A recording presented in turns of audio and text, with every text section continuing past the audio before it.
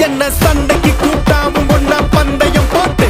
நான் அம்பைய போல வந்தண்டி மன்னிப்பு கேட்டு அப்பையும் வீட்டுல கொட்டுக்க போறாங்கல்ல போலீஸ் கம்ப்ளைண்ட் முஞ்சா என்ன கூண்டுல நிப்பாட்டு நம்மளுக்கும் இருக்கு சப்போர்ட்